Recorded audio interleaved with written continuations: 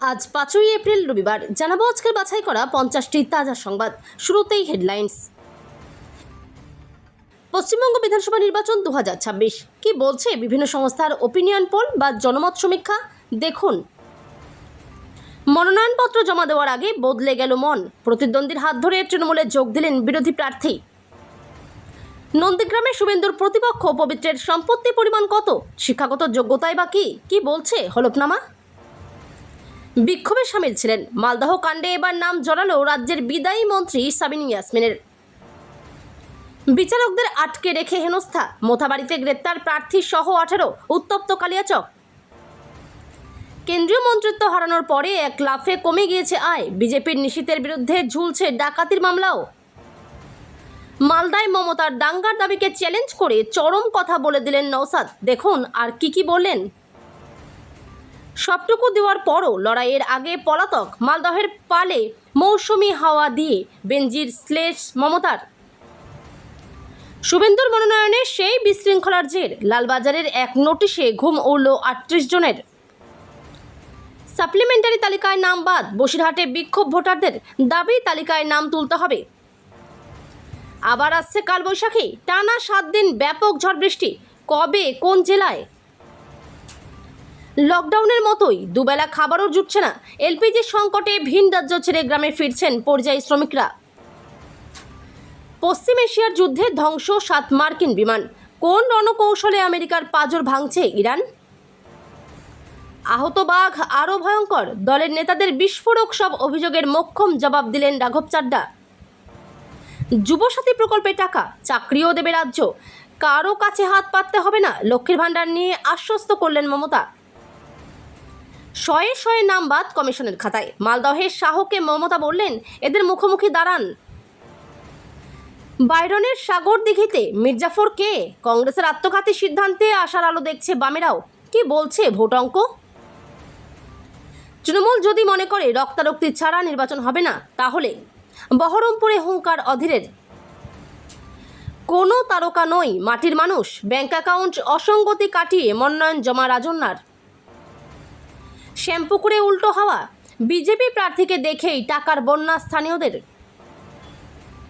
ভাঙাচোরা কার্যালয় আর হাতে গোনা কর্মী, শ্রীরামপুরে ফিরেই ঘরের ছেলে হওয়ার লড়াইয়ে কংগ্রেস প্রার্থী শুভঙ্কর সরকার। ট্রাইব্যুনালের প্রথম শুনানি কবে, বিচারপতির কাছে কংগ্রেস প্রার্থীর আইনজীবীরা, কি হতে চলেছে দেখুন বিগ আপডেট।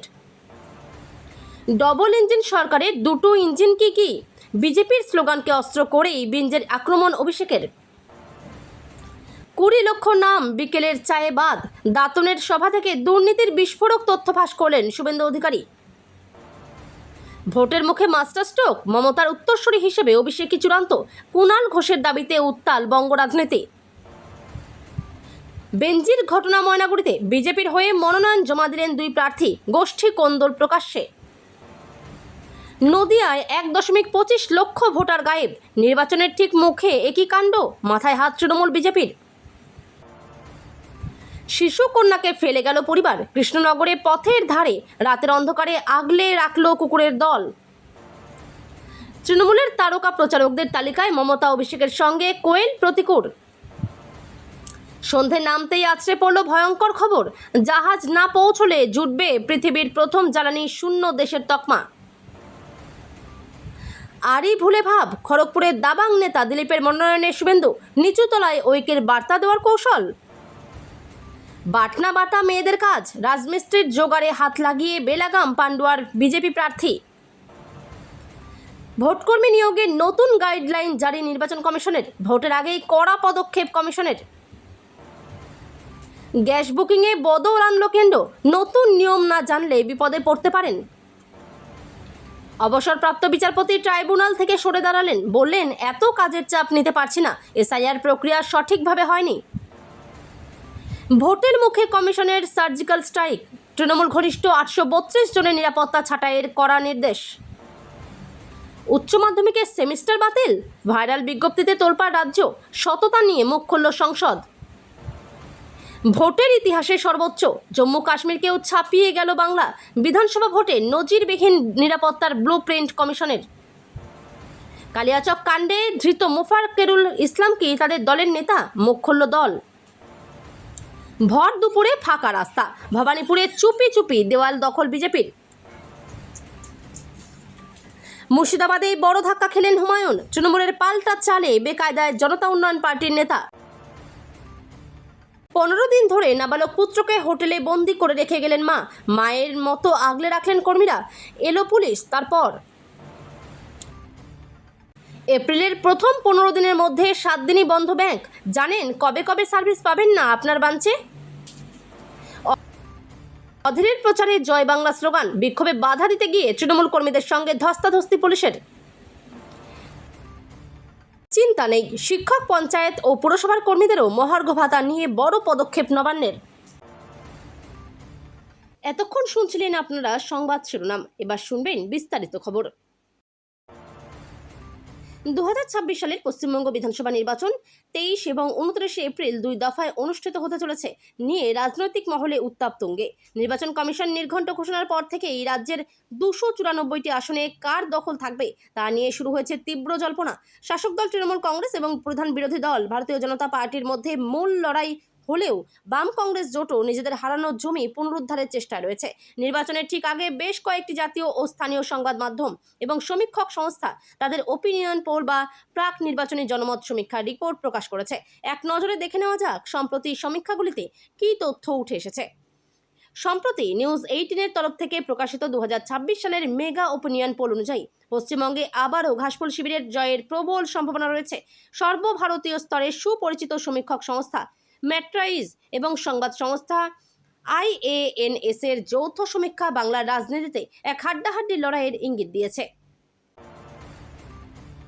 ওন্ডা একদা বাম শরিক ফরওয়ার্ড ব্লকের গড় বলে পরিচিত ছিল, তবে 2011 সালের পর থেকে দুবার ওই কেন্দ্রে জয়ী হয়েছে তৃণমূল। কিন্তু 2021 সালে ওন্দা আসনটি জেতে বিজেপি। ভোটের টিকিট না পেয়ে অভিমানে কেউ কেউ দলবদল করেন, কিন্তু টিকিট পেয়েও এবার দল বদলের ঘটনা ঘটল। মনোনয়নপত্র জমা দেওয়ার ঠিক আগে তৃণমূলে যোগ দিলেন বাঁকুড়ার ওন্দা বিধানসভার রাষ্ট্রীয় লোক জনশক্তি পার্টির ঘোষিত প্রার্থী। ওন্দা থেকে রাষ্ট্রীয় লোক জনশক্তি পার্টি প্রার্থী করেছিল জনৈক গোলাম খাজা খানকে। বৃহস্পতিবার রাতে গোলাম ওন্দার তৃণমূল প্রার্থী তথা তৃণমূলের বিষ্ণুপুর সাংগঠনিক জেলা সভাপতি সুব্রত দত্তের হাত থেকে ঘাসফুলের পতাকা তুলে নিয়েছেন। ওন্দা একদা বাম শরিক ফরওয়ার্ড ব্লকের গড় বলে পরিচিত ছিল, তবে 2011 সাল থেকে পরপর দুবার ওন্দায় জয়ী হয় তৃণমূল। 2021 সালে আবার ওই আসনটিতে জেতে বিজেপি। সংশ্লিষ্ট বিধানসভা কেন্দ্রের নির্ণায়ক শক্তি হিসেবে পরিচিত রাজ্যের অন্যতম বৃহৎ গ্রাম পুনিশোলের সংখ্যালঘু ভোট ব্যাংক। সেই পুনিশোল গ্রামের বাসিন্দা গোলামকে প্রার্থী হিসেবে বেছেছিল রাষ্ট্রীয় লোক জনশক্তি পার্টি। পবিত্র এককালে তৃণমূল করলেও 2020 সালে শুভেন্দু বিজেপিতে যাওয়ার কিছুদিন আগে পদ্ম শিবিরে যোগ দিয়েছিলেন, হয়েছিলেন বিজেপির ব্লক সভাপতিও। নন্দীগ্রাম বিধানসভা আসনে রাজ্যের বিরোধী দলনেতা শুভেন্দু অধিকারীর বিরুদ্ধে তৃণমূলের প্রার্থী পবিত্র কর বৃহস্পতিবার মনোনয়নপত্র জমা দিয়েছেন তিনি। সেই হলফনামা থেকে এই জানা গিয়েছে তার সম্পত্তির পরিমাণ, শিক্ষাগত যোগ্যতা। পবিত্র এককালে তৃণমূল করলেও 2020 সালে শুভেন্দু বিজেপিতে যাওয়ার কিছুদিন আগে পদ্ম শিবিরে যোগ দিয়েছিলেন, হয়েছিলেন বিজেপির ব্লক সভাপতিও। তার স্ত্রী বিজেপির টিকিটে জিতে পঞ্চায়েত প্রধান হন। নন্দীগ্রামের যে এলাকায় শুভেন্দু গত বিধানসভা ভোটে সবচেয়ে বেশি লিড পেয়েছিলেন, পবিত্র সেই বয়াল এলাকারই নেতা। শুভেন্দুর ঘনিষ্ঠ বলেও পরিচিত ছিলেন নন্দীগ্রামের রাজনীতিতে। শুধু রাজনীতি নয়, হিন্দুত্ববাদী একাধিক সংগঠনেও নেতৃত্ব দিয়েছেন পবিত্র। গত 17 মার্চ সকালে অভিষেকের হাত থেকে তৃণমূলের পতাকা তুলে নেন পবিত্র। মালদহের কালিয়াচক কাণ্ড ঘিরে ক্রমেই জটিল হচ্ছে পরিস্থিতি। অবরোধ, অশান্তি এবং বিচারকদের আটকে রাখার অভিযোগে ইতিমধ্যে গ্রেপ্তার হয়েছে AIMIM এর নেতা ও পেশায় আইনজীবী মোফাক্কেরুল ইসলাম। তাকে ধরা হয়েছে বাগডোগরা বিমানবন্দর থেকে। একই সঙ্গে গ্রেপ্তার হয়েছেন মোথাবাড়ি কেন্দ্রের আইএসএফ প্রার্থী মৌলানা শাহজাহান আলী। সব মিলিয়ে এই ঘটনায় এখনো পর্যন্ত প্রায় 20 জনকে গ্রেপ্তার করা হয়েছে।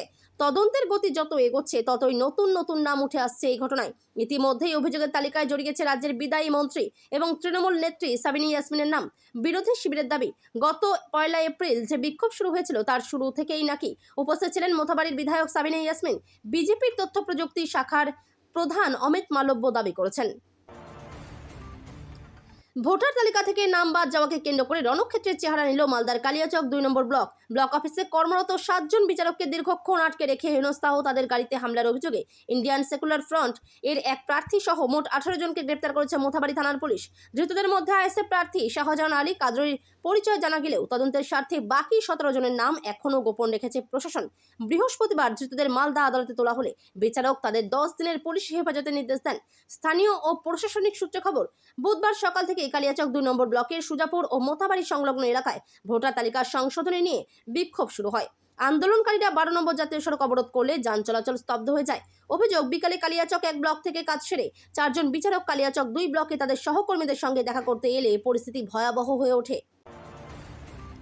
2024 সালে লোকসভা ভোটে যখন মনোনয়ন জমা দিয়েছিলেন নিশীথ, তখন হলফনামায় জানিয়েছিলেন তার সম্পত্তির পরিমাণ 2023 থেকে 24 অর্থবর্ষে তার আয় ছিল 12,34,574 টাকা। 2019 সালে লোকসভা নির্বাচনে কোচবিহার থেকে জয়ী হয়ে সংসদে গিয়েছিলেন নিশীথ প্রামাণিক। পরে হয়েছিলেন কেন্দ্রীয় স্বরাষ্ট্রমন্ত্রী অমিত শাহের ডেপুটি। 2024 সালে লোকসভা নির্বাচনে সেই কোচবিহার আসনে হেরে গিয়েছিলেন নিশীথ। সেই নিয়ে কারচুপির অভিযোগ করে হাইকোর্টের দ্বারস্থ হয়েছিলেন। এবার কোচবিহারের মাথাভাঙ্গা বিধানসভা আসনে বিজেপির প্রার্থী হয়ে মনোনয়ন জমা দিয়েছেন। তার সম্পত্তি কত দূর পড়াশোনা করেছেন সে সবই তিনি জানিয়েছেন হলফনামায়। 2021 সালের বিধানসভা নির্বাচনে কোচবিহারের দিনহাটা আসন থেকে বিজেপির টিকিটে লড়েছিলেন নিশীথ। জিতে বিধায়ক পদ ছেড়ে দেন। পরে নরেন্দ্র মোদীর জনসভায় মন্ত্রিসভায় জায়গা পান। মন্ত্রিসভায় জায়গা পান। 2024 সালের লোকসভা ভোটে কোচবিহার কেন্দ্রে তৃণমূলের জগদীশ চন্দ্র বর্মা বসুনিয়ার কাছে নিশীথ হেরেছিলেন প্রায় 40,000 ভোটে। মালদার মোথাবাড়িতে কি হয়েছিল? কোনো দাঙ্গা হয়নি সেখানে। সত্য উদ্ঘাটনের জন্য প্রকৃত তদন্তের দাবি তুলে মমতা বন্দ্যোপাধ্যায়কে চ্যালেঞ্জ ছুড়লেন আইএসএফ নেতা নওশাদ সিদ্দিকী। এদিন ভাঙড়ে আইএসএফ প্রার্থী হিসেবে মনোনয়ন জমা দিয়ে নওশাদ সিদ্দিকী দাবি করলেন এবার পরিবর্তনের ভোটে চারিদিকে জিতবেন আইএসএফ ও সিপিএমের প্রার্থীরা। তিনি আরও বলেন, প্রশাসন ইচ্ছাকৃতভাবে ঘটনা বিকৃত করে সাধারণ মানুষের মধ্যে বিভ্রান্তি ছড়ানোর চেষ্টা করছে। মোথাবাড়ির ঘটনাকে রাজনৈতিকভাবে ব্যবহার করা হচ্ছে বলে অভিযোগ করেন তিনি। তার দাবি, নিরপেক্ষ তদন্ত হলে প্রকৃত সত্য সামনে আসবে এবং দোষীদের চিহ্নিত করা সম্ভব হবে। এছাড়াও তিনি প্রশ্ন তোলেন, কেন এখনও পর্যন্ত ঘটনার পূর্ণাঙ্গ রিপোর্ট প্রকাশ করা হয়নি। শেষে তিনি রাজ্যের মানুষের কাছে আহ্বান জানান তারা যেন সত্যের পক্ষে দাঁড়িয়ে পরিবর্তনের পক্ষে ভোট দেন। উত্তরের রাজনীতিতে গনি খান পরিবারের উত্তরাধিকার এক দীর্ঘস্থায়ী আবেগ, কথা সবারই মোটামুটি জানা। সেই আবেগে চড়ে কখনো বিধানসভা, কখনো লোকসভা, আবার কখনো রাজ্যসভার অলিন্দে পৌঁছেছেন মৌসুম বেনজির নূর। কিন্তু শনিবার মালতীপুরের নির্বাচনী জনসভা থেকে সেই মৌসুমকেই শ্লেষে বিঁধলেন তৃণমূল নেত্রী মমতা বন্দ্যোপাধ্যায়। নাম না করে বুঝিয়ে দিলেন দাক্ষিণের ঝুলি পূর্ণ করার পর ভোটের মুখে মৌসুমি হাওয়ার মতো দল বদলু নেতাদের আর যাই হোক, অন্তত ক্ষমা করবেন না মালদহবাসী। বাংলার সমকালীন রাজনীতিতে দ্রুত গন্তব্য বদলানো নেতার সংখ্যা কম নেই। সেই তালিকার অন্যতম একটি নাম মৌসুম। কংগ্রেসের হাত ধরে রাজনীতিতে হাতে খড়ি হওয়া কোতোয়ালি পরিবারের এই মেয়ে গত কয়েক বছরের তৃণমূল হয়ে ফের পুরনো ঘর কংগ্রেসে ফিরেছেন। এই আসা যাওয়ার রাজনীতিতে একেই এদিন তুরুপের তাস করেছেন মমতা। তার কথায় 6 বছর রাজ্যসভায় ছিলেন, ইস্তফা দিয়েছেন মাত্র 1 মাস আগে। 2026-এর মহাযুদ্ধের শুরুতেই ভবানীপুর কেন্দ্রকে ঘিরে তপ্ত কলকাতার রাজনীতি।